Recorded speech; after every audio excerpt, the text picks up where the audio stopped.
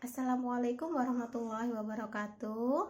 Alhamdulillahirrabbilalamin. Assalatu wassalamu ala asrafil anbiya'i wal mursalin wa ala alihi washabihi ajma'in. Amma ba'du. Kepada yang terhormat Ibu Dr. Raudatul Jannah SOS IMA yang kami hormati, dan kepada teman-teman yang berbahagia.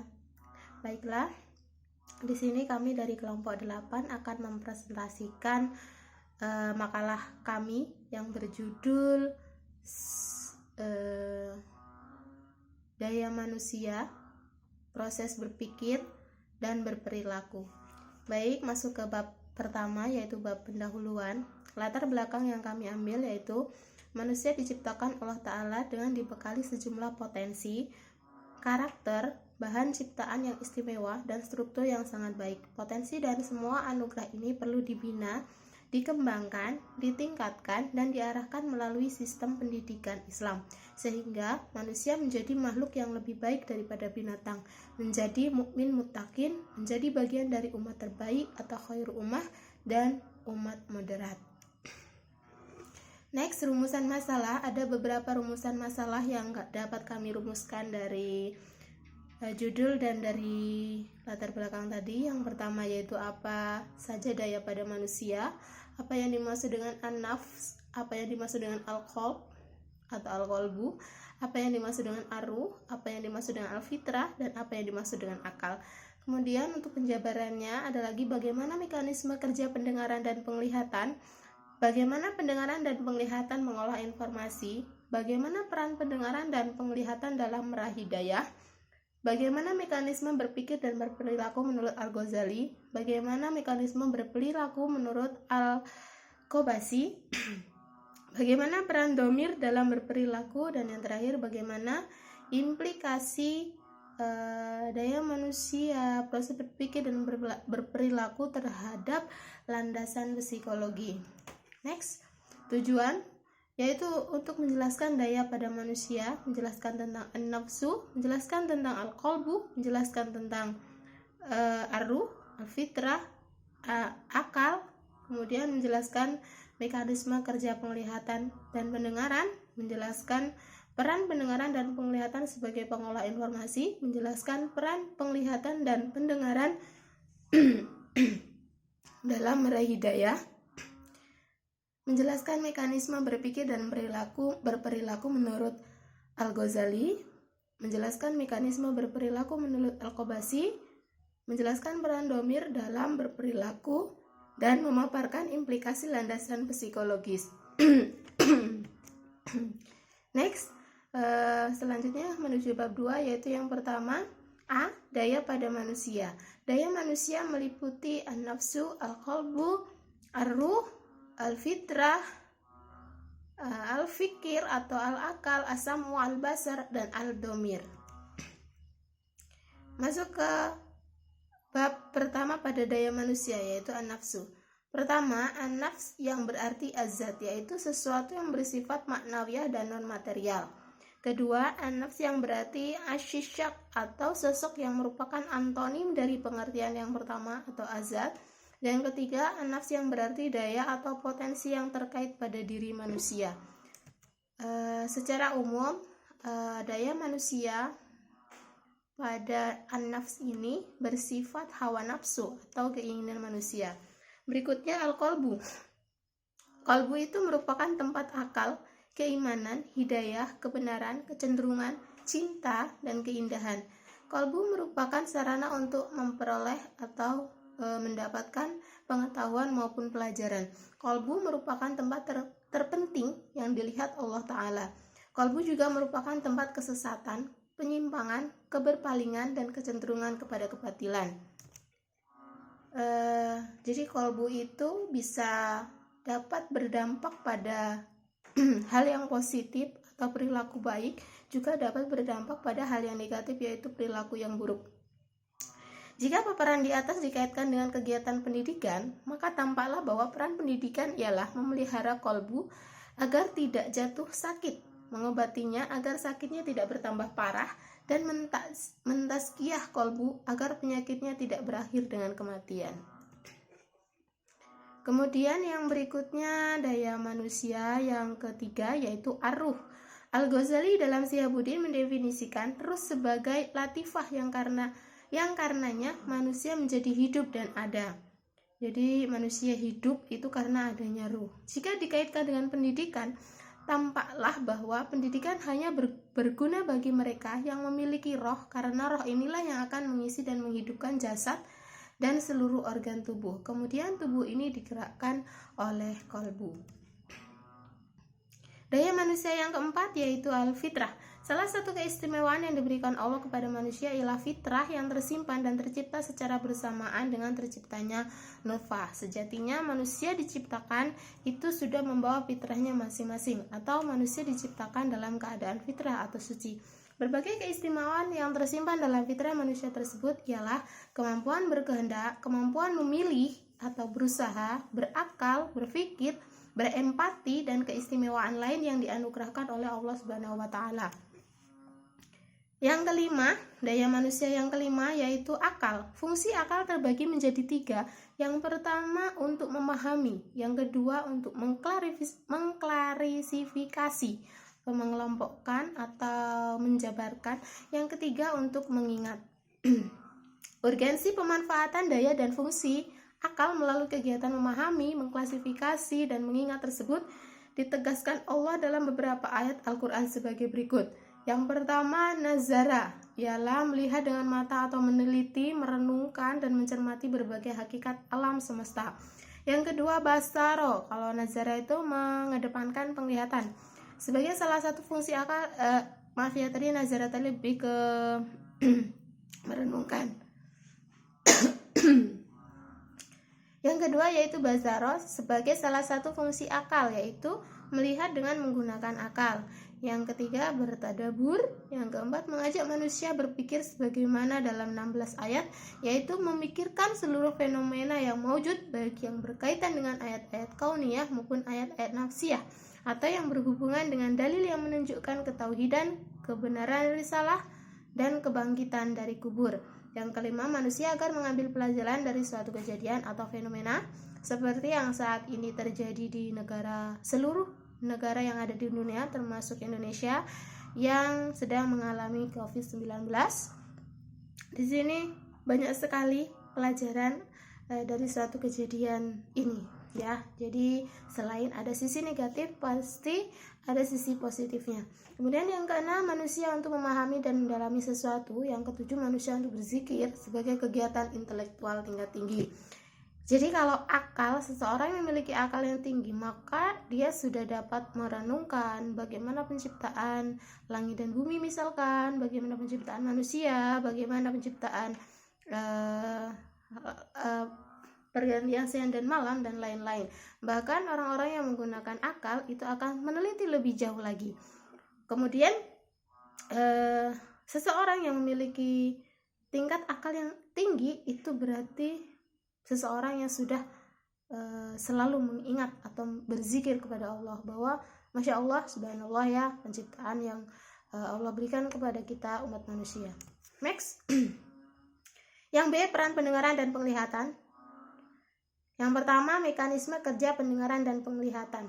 Di sini bisa dilihat pada Quran surat 16, kalau nggak salah ini surat Az-Zariyat, kalau nggak salah ya, nanti dibuka Al-Qurannya, ayat 78, yang artinya, dan Allah mengeluarkan kamu dari perut ibumu dalam keadaan tidak mengetahui sesuatu apapun, dan Dia memberi kamu pendengaran, penglihatan, dan hati agar kamu bersyukur. Artinya kita memang sudah diberikan pendengaran, penglihatan, hati itu sejak kita bayi atau sejak kita dikeluarkan dari perut ibu. Bahkan di dalam rahim pun sudah ada ya. Proses penggunaan daya penglihatan berlangsung dengan adanya, nah ini kita masuk ke biologi, cahaya yang masuk melalui selaput kornea mata. Kemudian cahaya tersebut diteruskan oleh pupil. Pupil itu di dalam mata kita ada yang bulat berwarna hitam, ada lubangnya, itu namanya pupil ya, ke dalam rongga mata.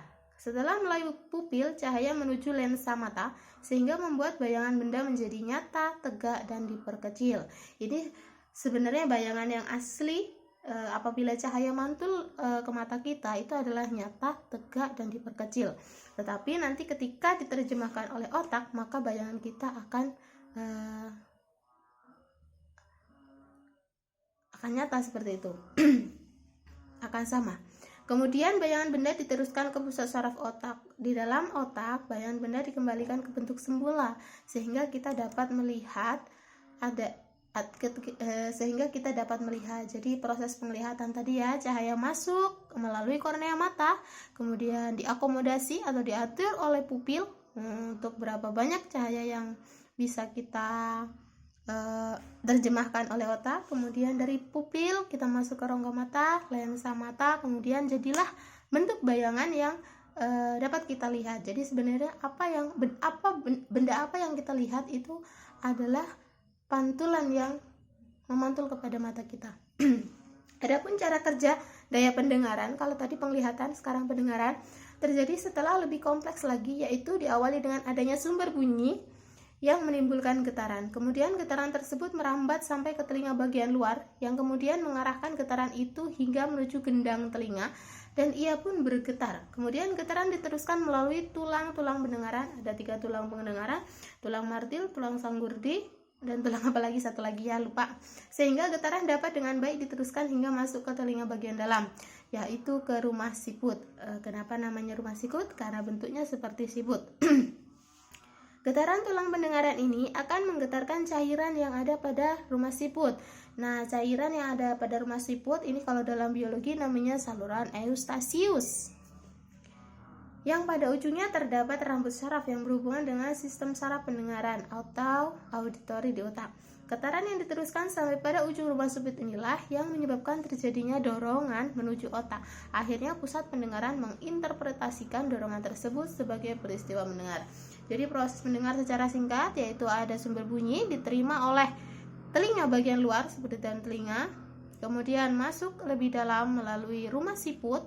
Sebelum rumah siput kita harus getaran tersebut akan menggetarkan ketiga tulang pendengaran. Kemudian rumah siput akan diteruskan ke otak, dan dari otak akan diterjemahkan dalam bentuk suara.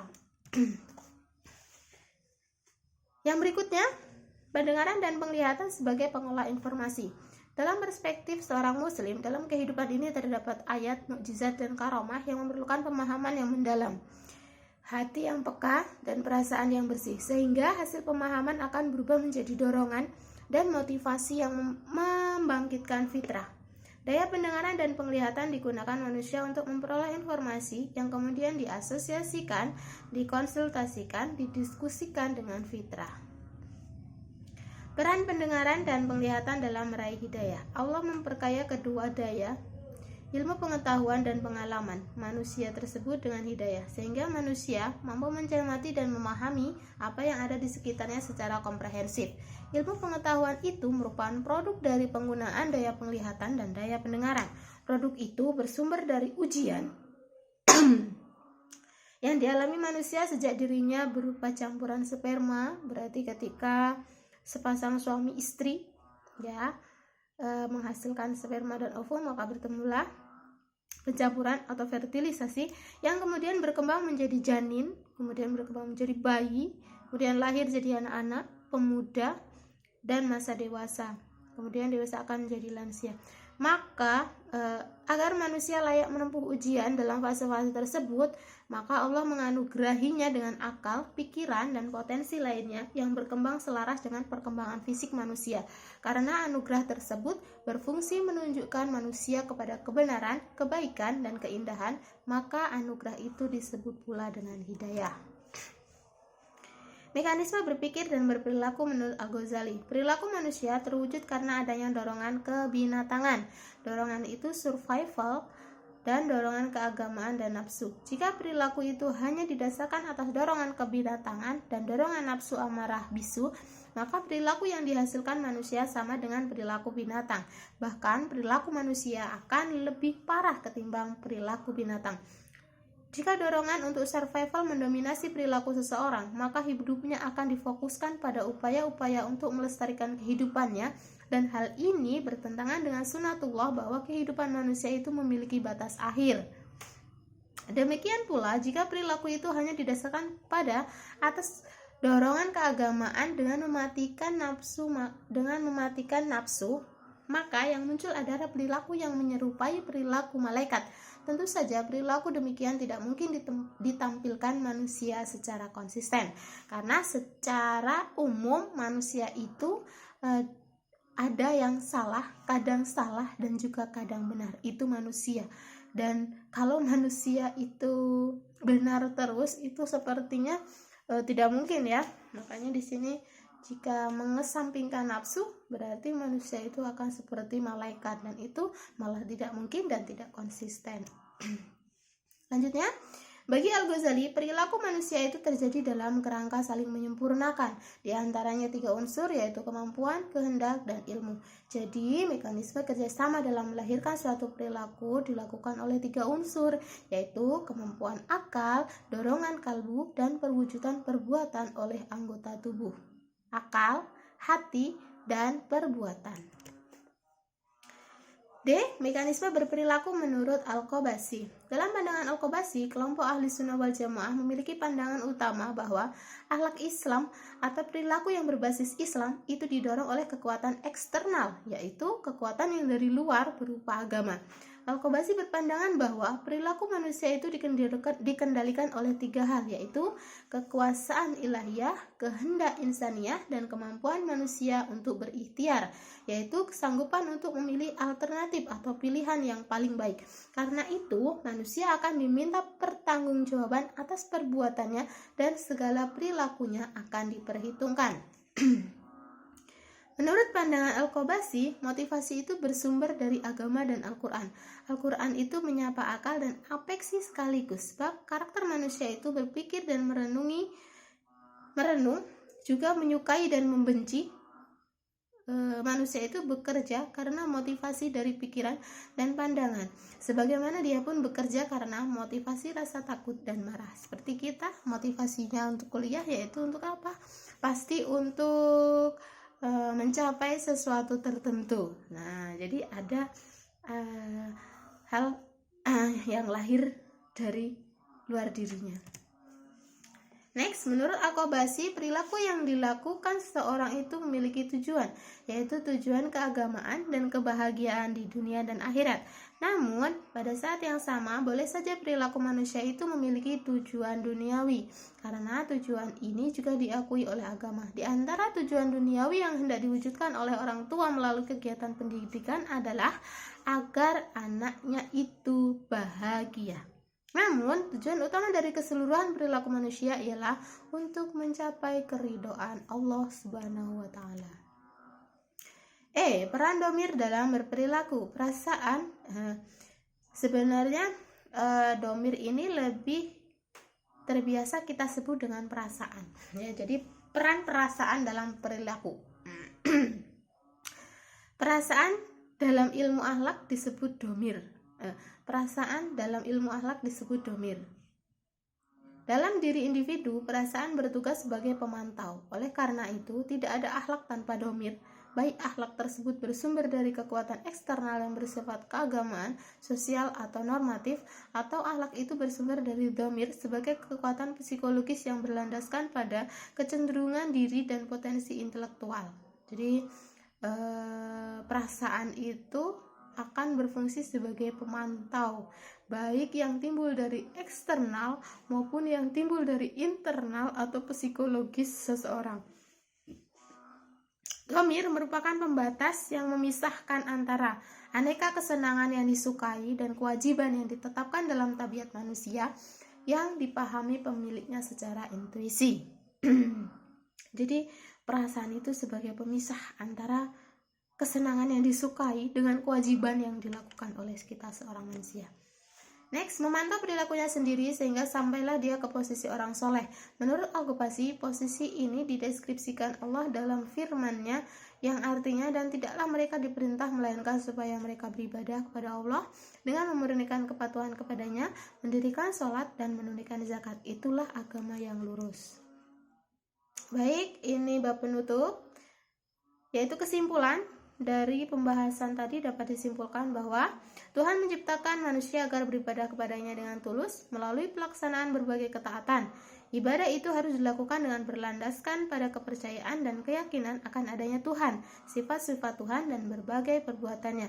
Kepercayaan dan keyakinan itu diperoleh dan dikembangkan dengan ilmu pengetahuan tentang berbagai ciptaan Tuhan, hukum dan sunnahnya. Ilmu pengetahuan itu sendiri diperoleh dari kegiatan penelitian, pengamatan, dan perenungan terhadap alam semesta dan berbagai fenomena yang terjadi di dalamnya. Penelitian tersebut dilakukan dengan menggunakan daya pendengaran dan daya penglihatan yang berfungsi mengumpulkan dan mengklasifikasikan data dan informasi yang kemudian ditransfer ke daya akal. Daya akal akan mengolahnya dan